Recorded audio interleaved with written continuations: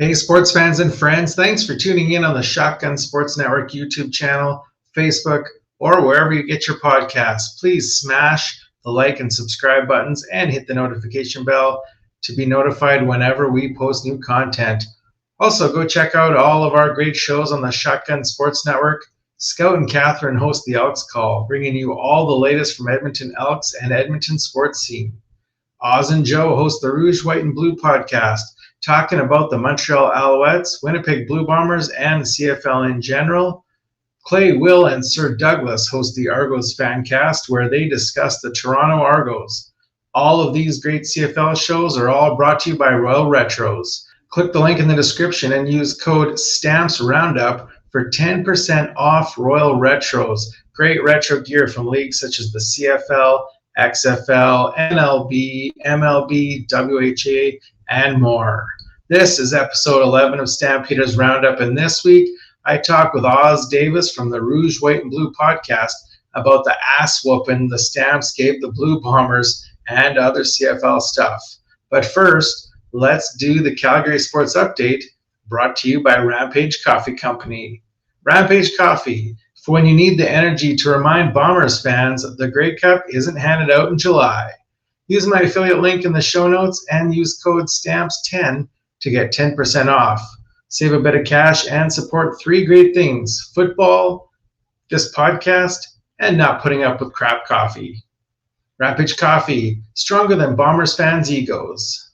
The Calgary Flames re-signed center Morgan Frost to a 2-year contract extension. Frost played in 32 games last season for the Flames, scoring 3 goals and 9 assists and averaged 16 minutes and 37 seconds of ice time. The Flames also signed goaltender Ivan Prosvetov to a 1-year contract. The Russian-born goalie played last season in the KHL with CSKA Moscow. And the Flames also signed defenseman Nick Sisek to a 1-year, 2-way contract. Sisek played for the Mannheim Eagles in the DEL, scoring 3 goals and 14 assists and 79 penalty minutes in 50 games. The Calgary Wranglers announced today that they have signed forward Martin Frick and re-signed forward Alex Gallant to American Hockey League contracts. After a slow start last season, registering just 1 goal in his first 15 games, Frick finished with 27 goals and 33 assists for 60 points. Last season, Gallant appeared in 39 games with the Wranglers, recording 3 points and 112 penalty minutes. The Calgary Hitmen made 3 selections in the 2025 CHL import draft. Forwards Andrei Molgachov,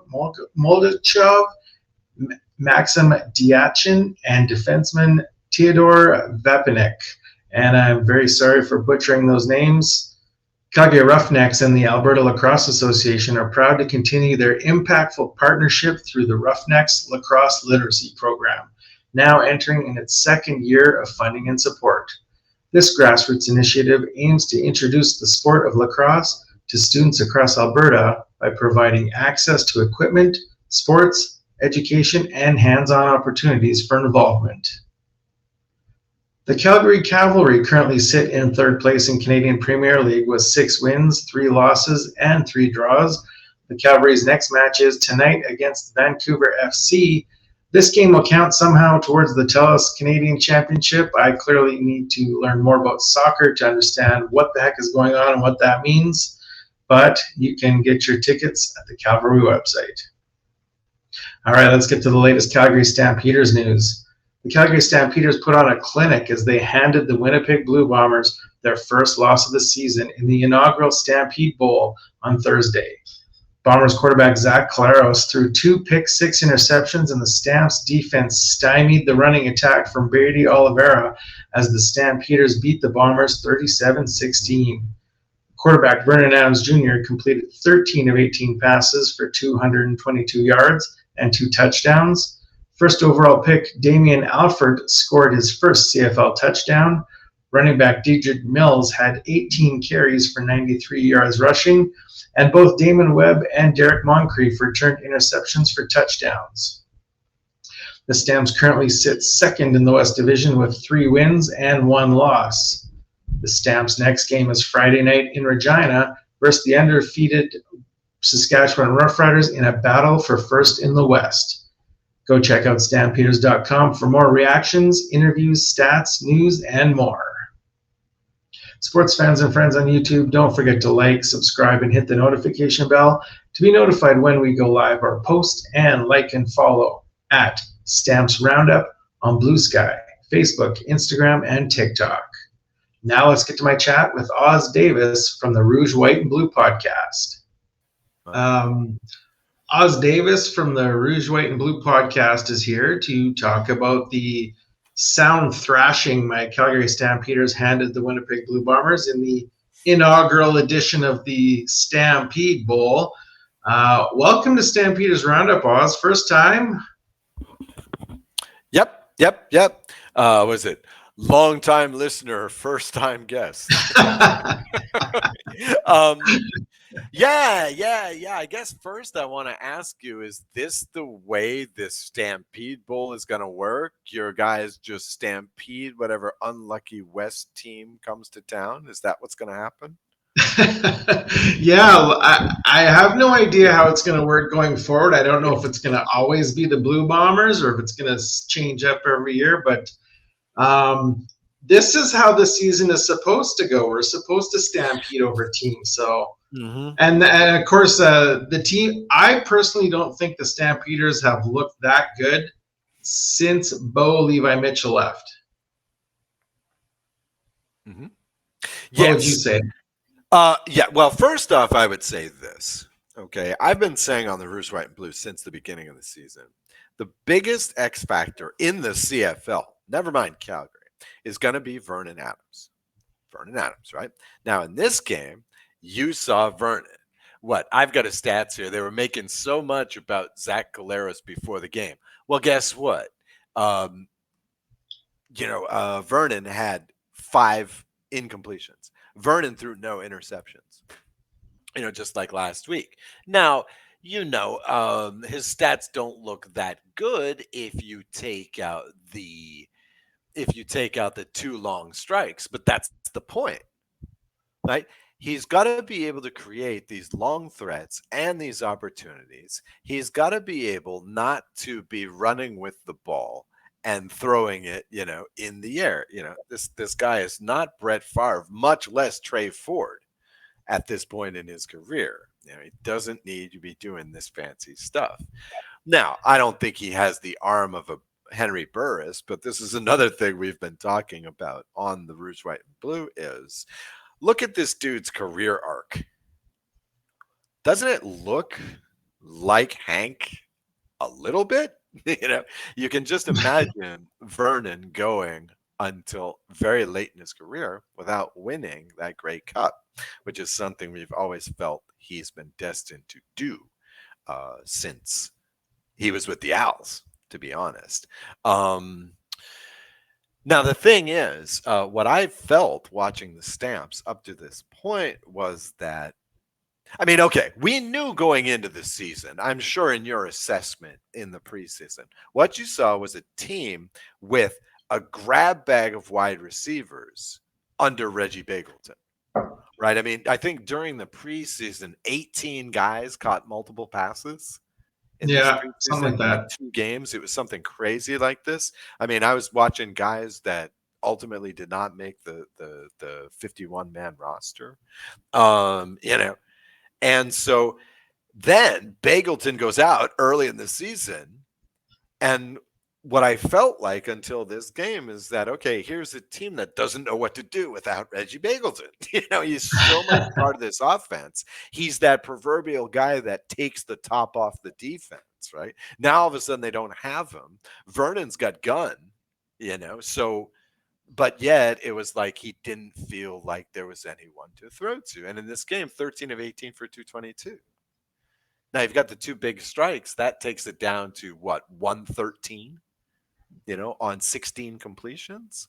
That's not big ball, but you've got to have that quick strike capability, which is what Winnipeg's been doing to this team, to this league, I should say, for, since 1999.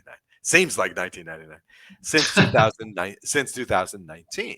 right? This is what they've been doing, is what the Stamps did to them. And I just wanted to say this too. Great victory by Calgary, but I just want to tell you like how great it is. Okay. During the telecast, they were talking about how the Bombers' worst loss since this one was in week 3 of 2023, also to Vernon Adams, that point with BC. Oh, Okay. So now, since then, since that game, the Bombers have been down by 20 points once. That was for about 90 seconds in the Grey Cup last year. yeah. That's it. Okay. Even when they were going 2-6 last year, they were never down by 20 points. Not once. In this game, they played the whole second half, down by 20. Not only that, also wanted to point this out, that since that 2-6 run, the Bombers have been 14-4. Okay. That's a top ranked CFL season. That gets you the number 1 seed in the CFL, right? 14-4. So this was quite the machine that Calgary put down here. And, we've been waiting for a while now for this Winnipeg machine to slow down a little bit, and to stop beating up on the league so much. And I'm wondering if, in a few years, we're going to be looking back at this and say, okay, this was step 1, this game. Because combined with the last half of last week's game against Edmonton and this one, this is not the old Bombers. Not to take anything away from Calgary. Take anything away. But, we might look back on this one as a significant game. Yeah, like I mean, someone looking at the score might think that this was a sound thrashing, as I said, but realistically, Zach Collaros threw 2 balls that swung the game 14 points in Stamps' favor. Well, yeah. So, but I mean, again, that's part of it. Look. The thing is, don't forget too that Winnipeg scored on their first drive, and on that first drive, it was like, hey, let's celebrate Brady Oliveira returning to the team. 6 carries, 37 yards, a couple of decent runs, a few first downs by him. Okay. And lately, there's been some teams in the CFL, see Edmonton Elks, who have been going to the running game, and the Riders as well, with great success. Okay. So this looked like, okay, Calgary scored on the first drive pretty easily. Okay. So this one's going to be a barn burner. But, Winnipeg's ultimately going to come and shut them down in the second half. The thing is Winnipeg gets the ball back after Calgary goes 3 and out, maybe. I think it was the 3 and out. It was pretty short possession anyway. So they get the ball back, give it to Brady, and they just creamed him on the left side of the line. yeah. Right? I think that was a -2. And after that, that was the microcosm for the rest of the game. Again, the CFL, I don't like how they release these, they release the roster sheets after the game, because I'm not sure who was on the left side for Winnipeg, but after that play, they were just getting annihilated on that side. Calgary dominated that left side for the rest of the game thereafter. I don't know what they figured out. I don't know what they pieced together. I don't know why they kept trying to run Oliveira to the left side after that. I don't know why I'm saying keep, because he only got like 5-6 carries after that. So it was just like, oh, okay, that's all the plays we have for them this week. I guess he's done being productive, So, but, I don't know how much of that to put on Winnipeg, but I was impressed by Calgary defense. Yeah, it seemed like I didn't get to see the whole game, and I only saw the second half, unfortunately, but I did watch highlight. I saw the highlight package that TSN provided. Yeah. And yeah, it didn't seem like Winnipeg was able to get anything going. They just were totally shut down. Nope. I mean, you say that, he gave us those 2 passes, but look, I mean, after that first one, the score is 14-3. Okay. Now, this is a situation where you may or may not know I'm fond of, I've been known to put a little money on these games once in a while. Okay. That's a situation where the line is Winnipeg -5. If you bet that, you're toast. Your bet is done. The only question is now is Winnipeg, can Winnipeg put something together? And Calgary defense was too good. Calgary defense had too many answers. And, they seem to have figured out something in the receiving core for Calgary. Now, if you all ever get a running game, you'll be the favorite to win the Grey Cup. After this game, So are you suggesting that Dedrick Mills is not capable of putting together a running game? I want to see. I wouldn't say that necessarily. Maybe. I mean, look, my guy is Sean Thomas Erlington. Who knew? I mean, Hamilton gave up on this guy. Yeah. Who knew this would happen? So it could happen, but you'd think they'd call more plays, for the running game, especially if sensibly Vernon is being depended on less to run around, which again, as you age, you want to do that less. You save that as a weapon. Well, he doesn't get to keep the name Big Play VA if he just runs the ball. Oh yeah, but come on. Are you gonna? I mean, and also Phil Potts' touchdown was a lot of yards after catch. Are you gonna take that away from Big Play VA? Hell no. You get it in fantasy leagues. You get those points in fantasy ball. That's a big play, right? No, seriously. I mean, it's a sum of its parts kind of thing. And I've been watching from the beginning of the season, and I'm of the opinion that Dickinson knows what's up. He knows how to run a football team. The offensive line appears to be good. The defense is mostly returning. At least you can say that. I mean, this is a 6-12 team, but you do like continuity. So they're all returning. The only question mark was, basically the skill players on the offense. The receiving core without Bagleton especially, and the running core. If they can piece that together, I guess this is the Calgary we expected. I'm not sure you expected them to be this good. Although you did call the shot. How did you know? Okay, for the listeners, we were chatting on, what was it, the Rouge White and Blue or the network, the Shotgun Network chat. And this guy, asked me to come on the show having known that the Stamps were not only going to win, they were going to blow out the Bombers. How did you know? How did you? It was my mind powers. Great call. I wish I would have called you. I would have taken Calgary minus. I could have gotten great money on that. Wow. Excellent call. But yeah, you got to be proud. This is the best win Calgary's had in a long time. Yeah. Now, I mean, we talked a little bit about Calgary's offense starting to go, and we started to talk about them being able to stop the Bombers' run game. Let's talk about Claris for a minute here. He put up good numbers, 34-48 for 288 yards, a touchdown, of course, the 2 picks. But I saw a lot of, in the highlight package and watching the second half, a lot of balls overthrown, underthrown. Is Claris seem off to you? Yes. Of course, he wasn't off the last game, but this game he seemed like he was really off. Yeah, it's weird. I mean, this whole team looked a step slow. They were getting outsmarted, especially on defense. I know I'm talking about the offense, but they were just getting outsmarted the whole game. It looked like.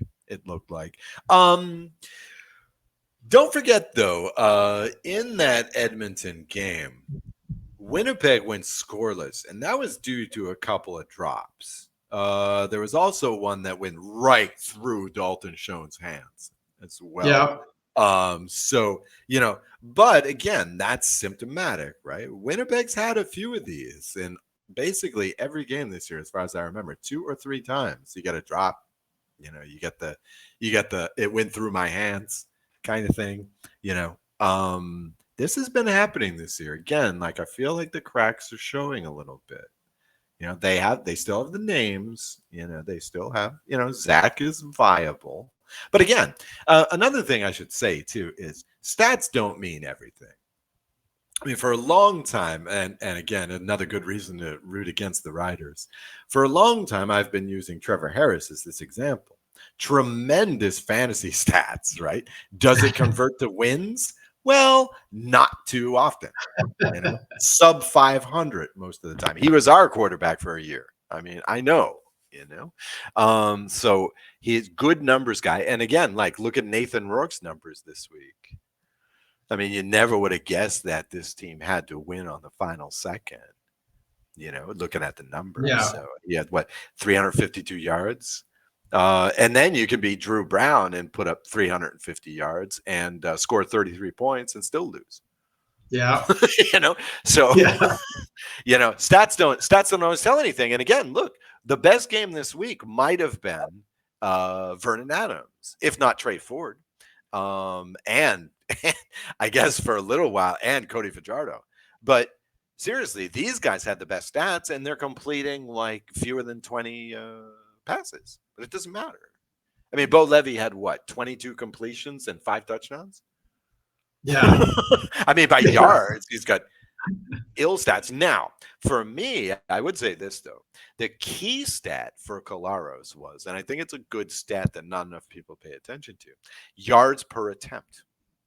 Okay. Collaros in this game, 6.0. 6.0. Okay. I mean, that's not anybody's numbers. That is not a CFL starter's numbers for this game. Now, it's small sample size, whatever. But if you notice this year, his yards per attempt have not been awesome, with the exception of the past game when he was brilliant. But the other 3 games this season, no, just hasn't been there for him. Now, I don't know if he's losing arm strength. I don't know. It seems like they're not throwing the long ball as much this year. Could be conservative game planning, but it seems like that they don't have too many deep threats this year. But I just, again, I wonder. I am kind of the Chicken Little with this stuff. I mean, I waited for a long time for Tom Brady to go down. I was circling him for a long time, so I'm probably doing the same thing with Winnipeg here, but I don't know. It just doesn't. This team doesn't seem to be the threat, and perhaps the most disheartening thing against all of this for the Winnipeg fan was seeing Adam Bighill on the Calgary sideline. Oh my God! How'd you get this guy to come to Calgary? I was really hoping he'd be ready for this game too. Nice. Oh yeah. Come on, get greedy. I mean, come on now. Come on now. My team got received 146 gift penalty yards and still lost. Come on now, take the win. Now what? Calgary is now second place in the league. Is that correct? I don't think so. I think, they're still behind BC. Oh, yeah, I guess. Mm-hmm. Okay. Oh, yes, because of the win, they put us ahead of Winnipeg. Yeah, that's right. Right. Yeah. Yeah. Oh, yeah, they're ahead of Winnipeg, which is not too many folks saw this coming. They were the vogue pick for last place in the West, actually, by a lot of people. Okay. What were your expectations for the Stamps going into the season? I mean, realistically, did you expect that they would be at 4-1? I did expect them to do well this season. I can't remember what I predicted for a season record. I think it was something like 12-6, I want to say, or 11 I think. Wow. Wow. I can't remember what my prediction was. I predicted that they would make the playoffs. But yeah, so far they haven't lived up to what I expected. They have in the win column. But I really expected VA's numbers to be better. I expected him to be hitting rhymes like nonstop in games, and of course Begelton down is a big one. But that's huge. It's huge. They've got so many receivers, though. I mean, we had Philpott, Jones, Yep. Barnes. I mean, Alford. They, we have Yeah. endless receivers, so I Yeah. did expect Alford. these. Yeah. Alfred Alford scoring his first is a touchdown, of yep. course. He's a nice ad. Congratulations to him for getting his first touchdown. But yeah, that's a nice ad because again, like this wide receiver core was in a state of flux going into this season. So any rookie help you get, great, great, great. And with a name like Alford, you should expect big things from him in the CFL. Boy, Alford on Saskatchewan has just been killing it this season, huh? Yeah, Wow, and a lot of great. uh, and I was gonna continue saying like so really I was surprised that the offensive numbers like stats weren't higher. Of course, the win column's good. Defensively, they've surprised me. I didn't think we were going to be as good defensively. Like shutting down the Hmm? Bombers' offenses to me was just crazy. I think I posted on Twitter. I said, "What the hell's going on right now?" Mm-hmm. Mm-hmm. Mm-hmm. So shocked me a little bit there, but yeah, so far I think they're right on pace for what I expected Wow. Wow. season wise. Wow. I know Well, yeah, everybody discounted us. I Everybody know. discounted us. I know. Well, they're just tired. They're just tired. You guys have dominated for like this whole century. And I love how we can say that now, by the way, this century. Uh, so yeah, I mean, people are just, yeah. They see, again, they want this team to go down. But going into the season, you look at the West, and the West did certainly not look as powerful as it is. I mean, I Well, mean, the jury is still out on the Riders, right? Because they've done is this it? before. They've done this Oh, before. true. Very 6 and true. 0, 6-1, 7-1, whatever, and then just fall off the map. No one's talking about the 2023 Saskatchewan Roughriders anymore. And they had a quarterback who later won a Grey Cup, Wow. as their starter. But we've forgotten all about them because they drop off the map. Now we'll see. I guess this year we'll see if that's a team culture thing, or if this team is for real because they look nice. The Riders look nice. I mean, that's the only team that didn't play this past week, but that was one of my impressions is that they're looking good. They have the special teams and especially the line.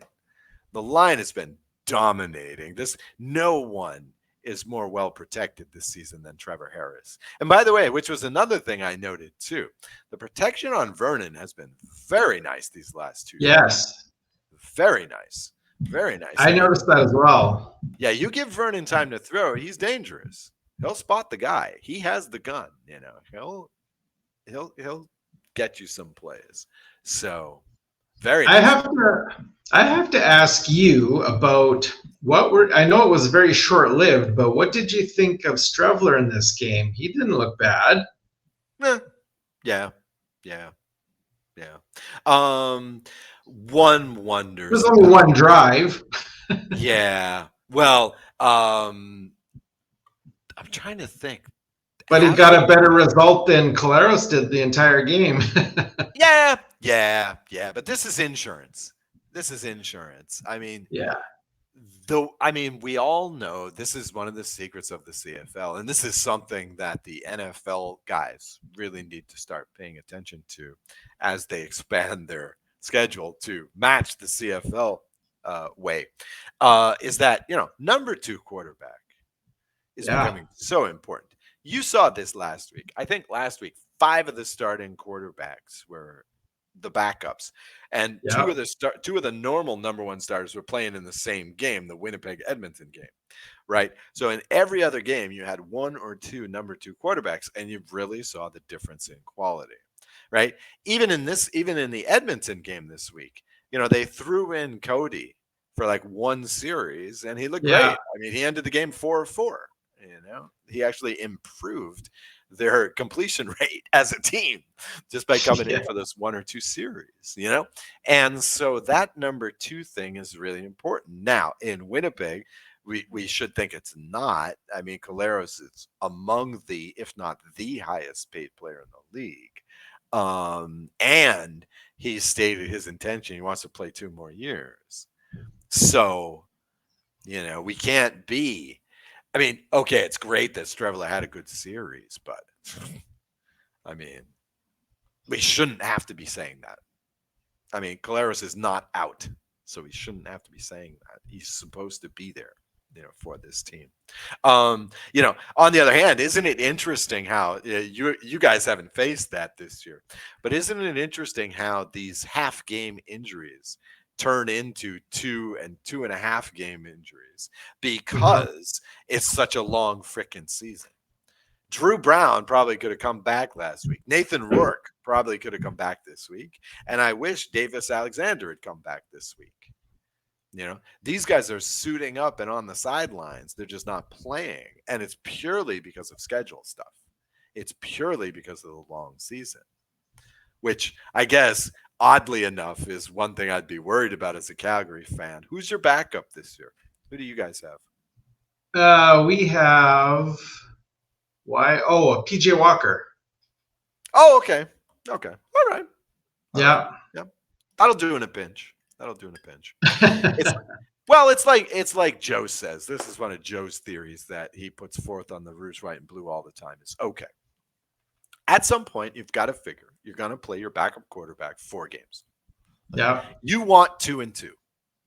As long as you get 2 and 2, that's a win, right? If you get 3 and 1, great. You're probably going to make the playoffs. But that's what you're hoping for. And what are we, 0 and 2 in Montreal? Now with our backup former starter, why did we lose Cody Fajardo? I forget. So that I mean, again, it's great that Strevler was competent, but you really don't want to see that if you're Winnipeg. You don't want to see that. You know what else struck me as I was looking at the stat line? Rennie Paredes did not have to attempt a single field goal, which I can't remember that ever happening. Yeah. Myself. I can't think of that ever happening. Yeah. Well, I guess that's what happens when your offense scores at will. I mean, it was, again, it was scary. That was scary. How many points did you put up? Wait, I got it in my notes here. How many? 37 points against Winnipeg. Wow. I should have looked up that. When was the last time? Oh, the Grey Cup. But besides that, when was the last time anyone scored 37 off of Winnipeg? Let's say in the regular season. Where are you getting these great stats from as well? Nice.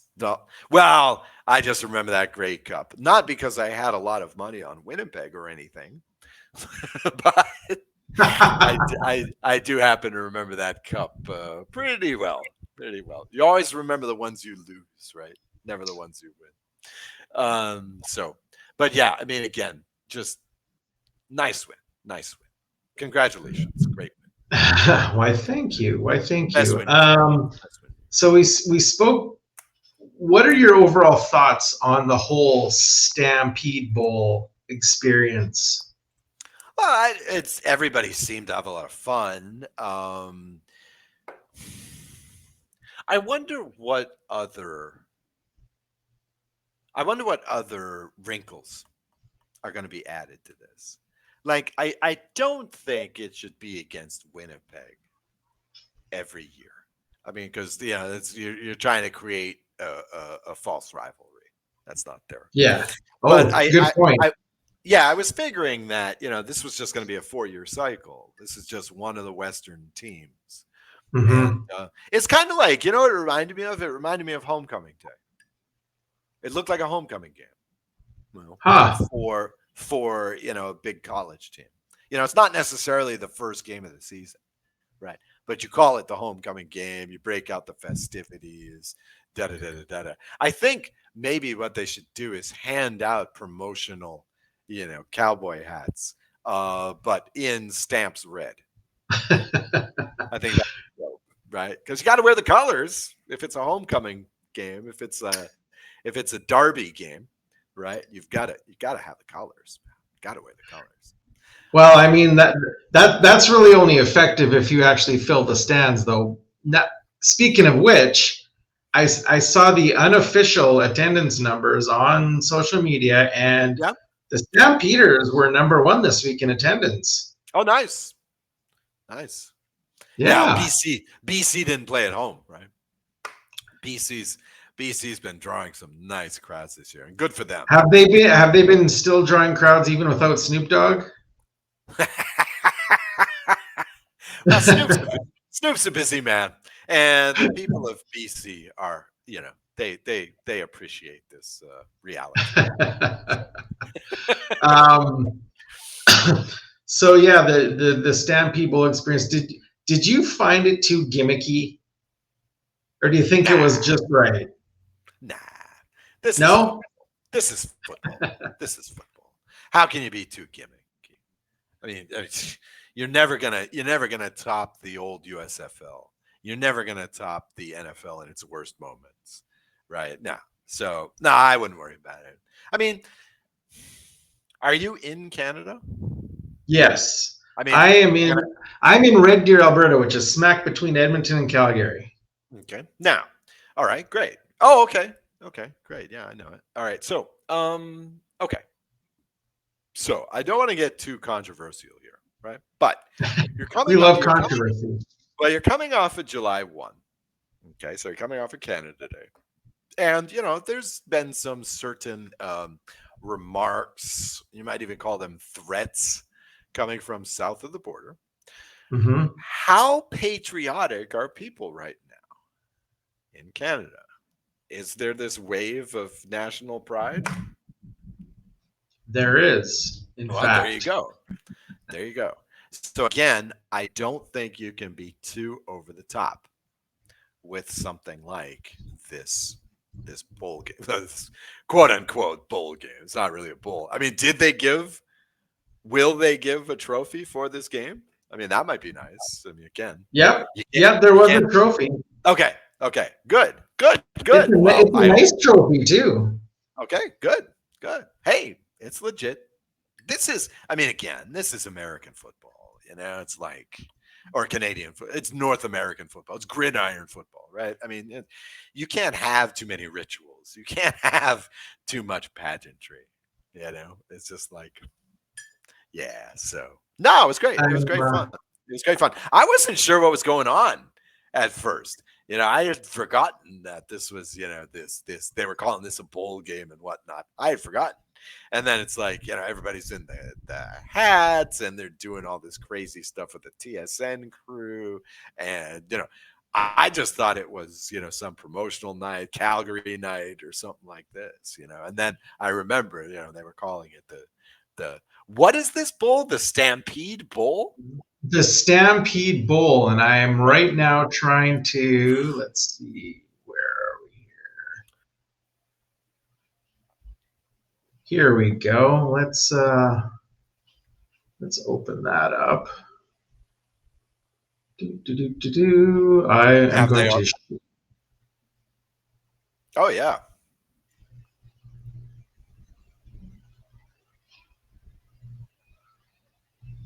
So here is the Stampede Bowl, just for everyone watching. If this will work, will this work? That is the question.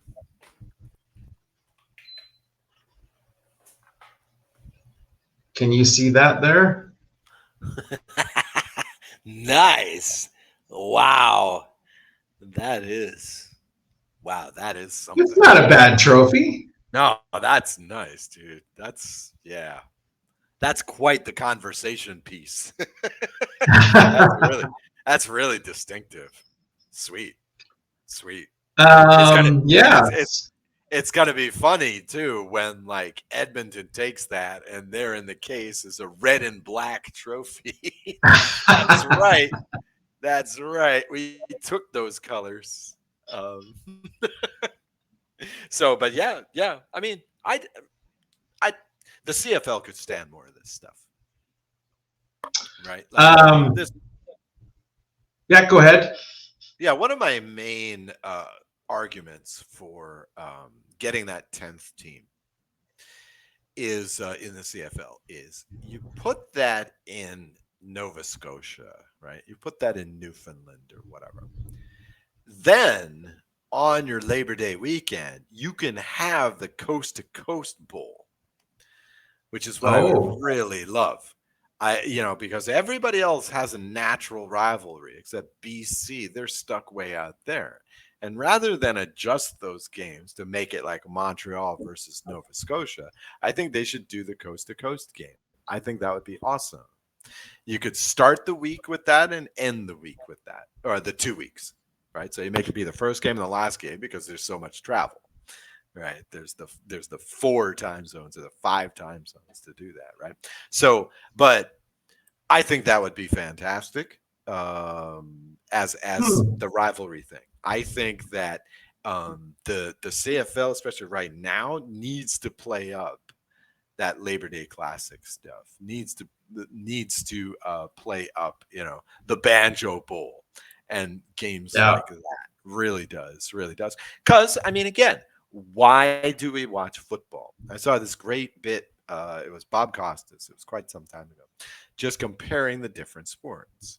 It's like, look, you have in America, you have NBA basketball, right? What are they selling? They're selling the players, right? Ever since Yeah. Jordan, ever since Magic, there's Dr. J. They're selling the player. Okay, Yeah. in baseball, what are you selling? You're Yeah. selling the history, right? You're selling, all that stuff in Field of Dreams, right? It's what ties us together as a nation. You're selling the history. You're thinking of Babe Ruth when you go see the Yankees play today, right? What are you selling in football? In football, you're selling the ritual, right?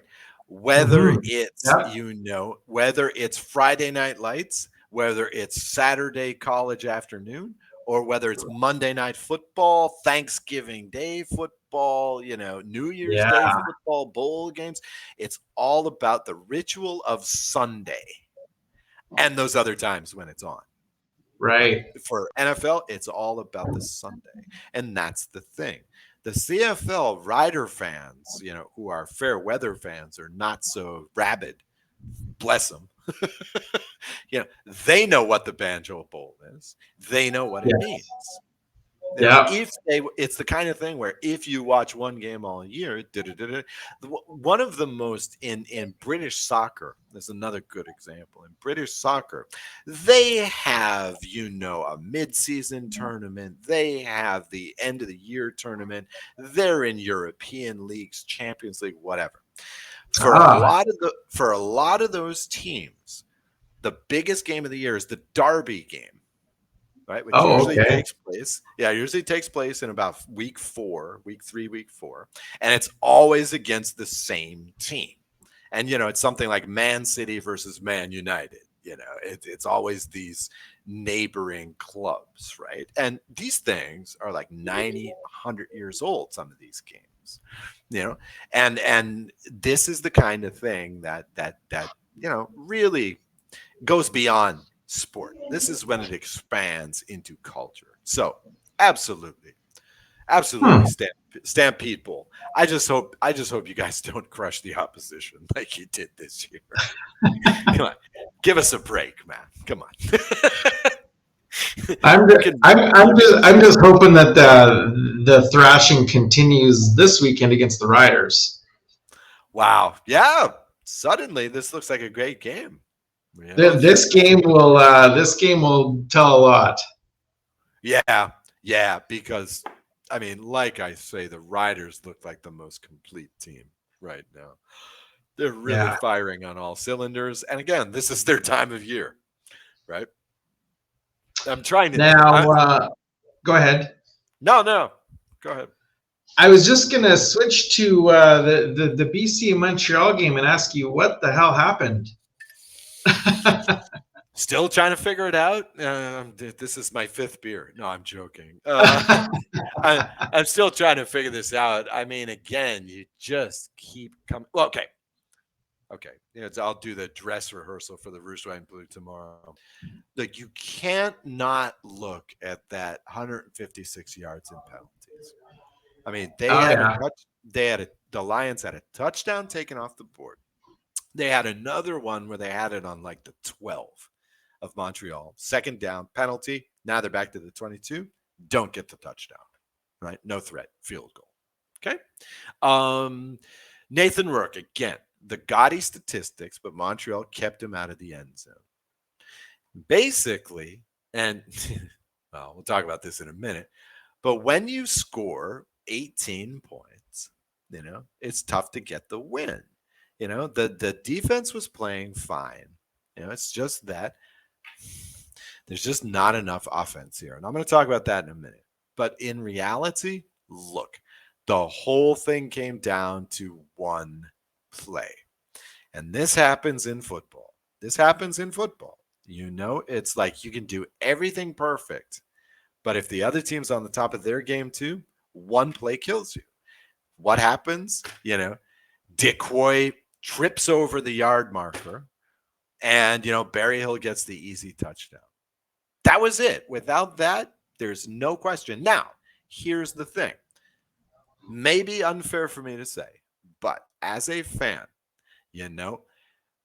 we have a couple of minutes left, and really we need to score a touchdown. They're saying all we need to do is score and take the lead. But you've got Nathan Rourke on the other side. That dude can throw. They don't have a ton of receivers, but they got a couple of clutch guys. All right, Barry Hill's already got a clutch touchdown. Okay. McLeod Bethel Thompson is our quarterback.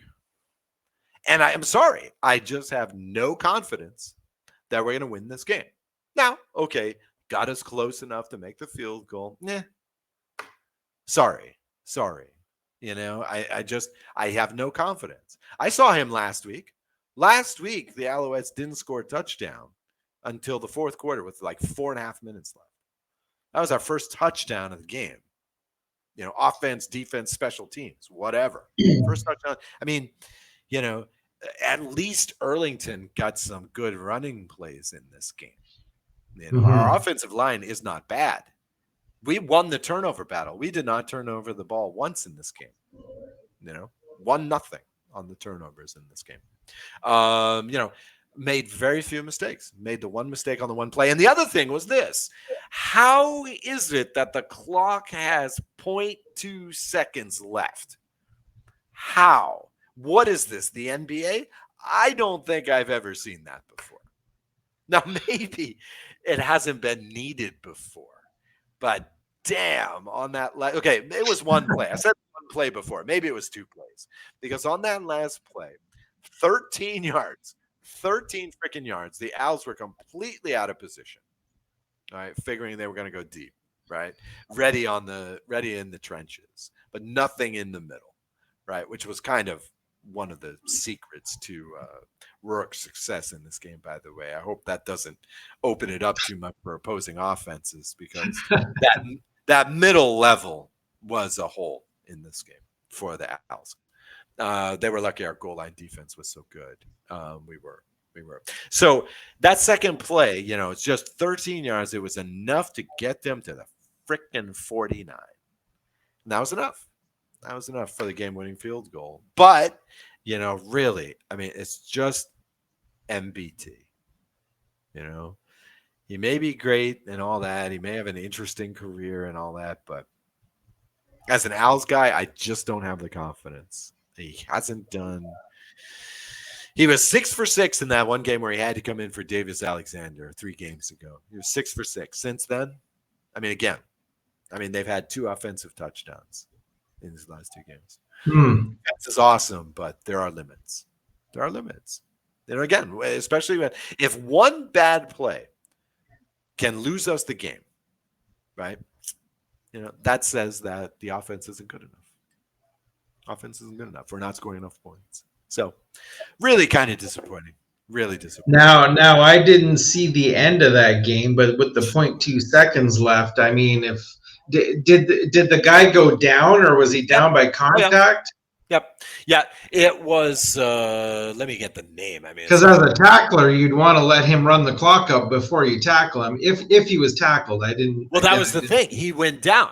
He caught the ball, got a couple of yards, and went down.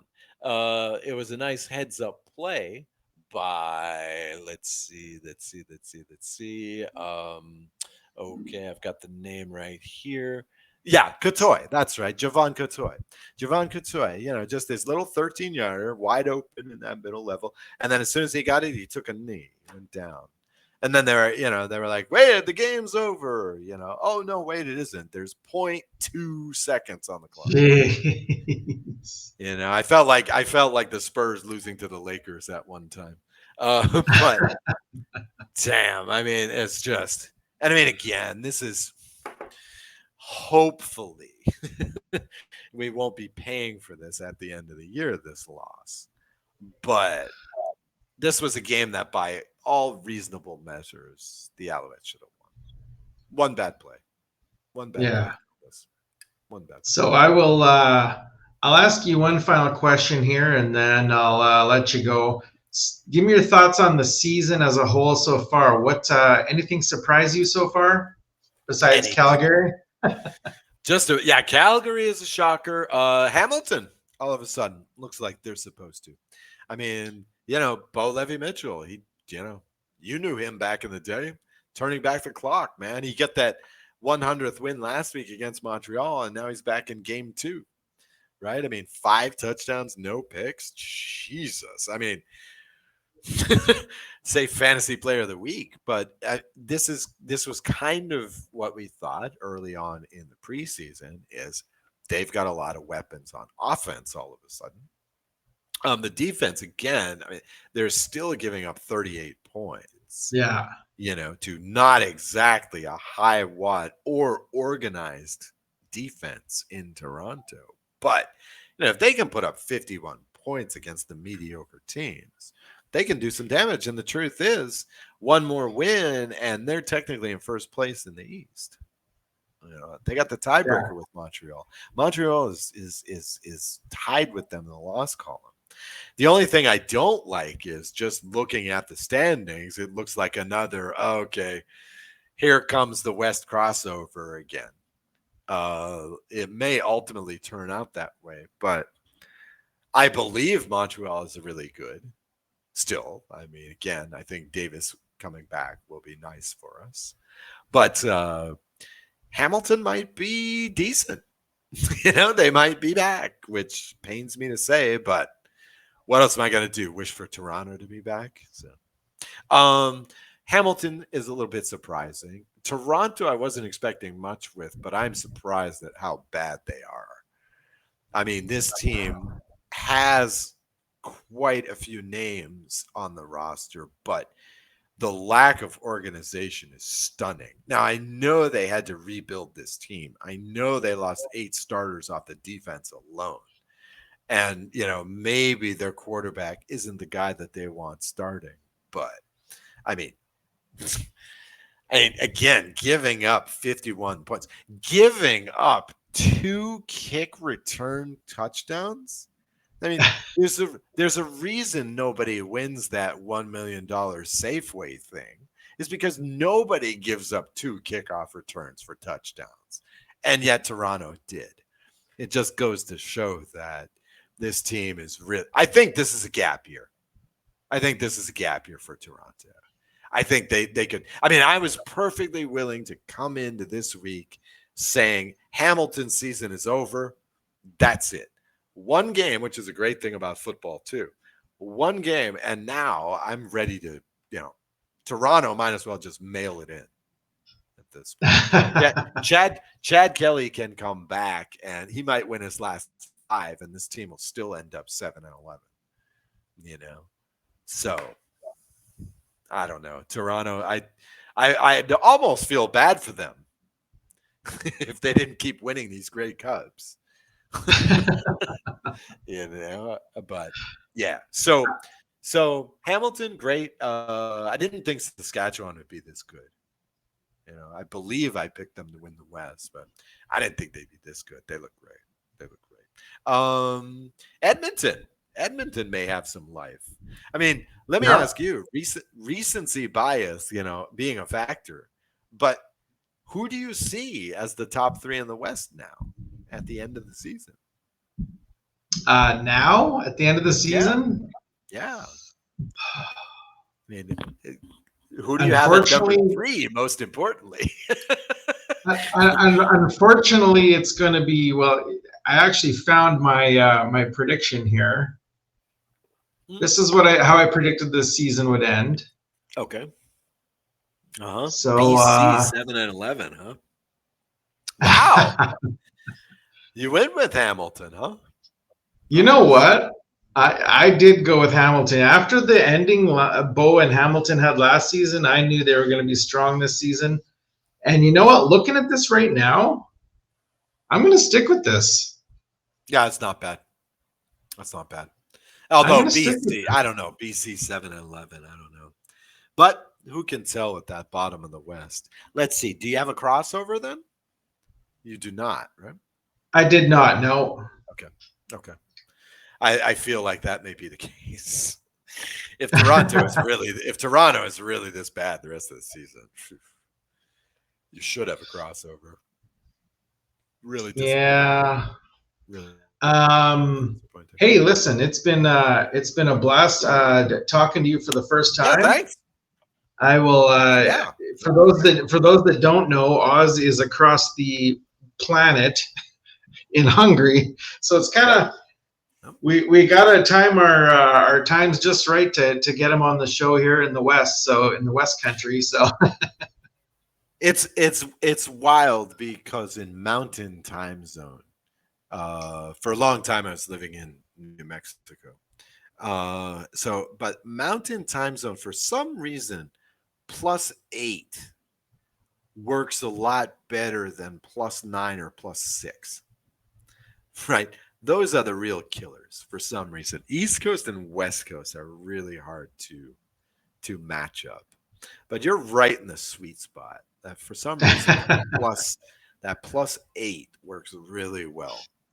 Right. I guess it's because traditionally you work an 8-hour shift, right? So if I you're really probably not. I really am in the sweet spot. You may not be familiar with the terminology, but a lot of people refer to Alberta as God's country. So we are in the sweet spot of the country. We're in the sweet spot of apparently timing for podcasts. So. Right. Well, see, I'm just, I should tout this. I really shouldn't be wearing this, but here I am, an American living in Hungary, talking about Canadian football, and I'm wearing my Essex County Club cricket jersey. Nice. So there you go. Yeah, I got in the fourth sport here, the fourth country in here, representing them. I guess I should also note with shame that Team USA lost in the Gold Cup. Oh, I did see that headline. Yeah. Oh, and by the way, I don't know if you know, on your show, I had to do some digging to find out, but Canada won the women's flag football tournament that was recently held in Los Angeles. They did. Yeah, and they came second in the men's final. So I don't know how you feel about flag football. I'm not sure it should be a Olympic sport, but it is an interesting watch nonetheless. So congrats to you guys. I mean, you guys showed up the USA in that men's game. I was quite astonished. I saw somebody talking about flag football, and it really is a different game than regular football. Yep. So I personally didn't watch any of the games, but I'm very intrigued and very interested in watching some. So. One secret factor, and if the CFL wants to put in players, this would be something good to consider. One interesting secret factor is it's better to be short in flag football. Right? Because again, think about it, right? You have to grab those flags off the belt line, right? So the lower you can go and still run, the harder you are to tackle, right? I don't know what you would call it in flag football. True. To flag them, I don't know what you call it, but and what do they call it when the referee throws a penalty? It can't be throwing a flag, right? So, right, it's flag football. So what are they throwing? So, interesting sport, but again, like I say, kudos to Paul LaPolice. In fact, was the coach. You bet, yeah. So good for him. All right. Well, hey, thanks for having me on. When is this going live? When is this going live? This will go tomorrow on Tuesday, or if you're already listening and watching this, then we are release every Tuesday. Oz and his partner Joe Pritchard, his co-host, you drop episodes every Monday, right? Monday night. No, we are out on. Okay, see again, time zone. We are out sometime on Tuesday. Okay, you release early Tuesday then. Okay. Yeah, on YouTube it's Monday night. On YouTube it's Monday night US. Right. The audio goes up on Tuesday mornings US. Okay. Usually. Sometimes a bit later, but the YouTube is up ASAP. We're gonna record it tonight, and then it will be up immediately afterward. And that as well is on the Shotgun Sports Network. And catch all of our shows there. Catch also the Elks Call, which goes Wednesdays.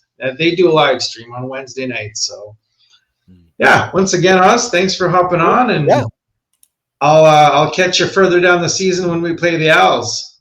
Yeah. That'll be interesting. We have this new bowl. It's called Le Bowl Grande. Oh, it's a new bowl where you come to Montreal and we kick your butts.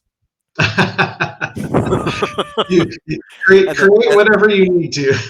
Right. And then we have a moose running around the field. Yeah, we call him a quick sank. No, quick set. Maybe you can call it the Macbeth Bowl. Oh, there you go. Oh, I like that. Don't ever say that in a theater. All right. Anyway, Jason, thanks a lot. Yeah, have yourself a great night, day, whatever it is there. Thanks, Oz. Have a great one. Ciao. That does it for me here at Stampeders Roundup. Big thanks to Oz Davis for taking time out of his busy schedule to chat about this week's game. Go check out all the great CFL shows on the Shotgun Sports Network, including Argos Fancast, Rouge, White, and Blue, and the Elks Call. From myself and my friends on the Shotgun Sports Network, thanks for tuning in.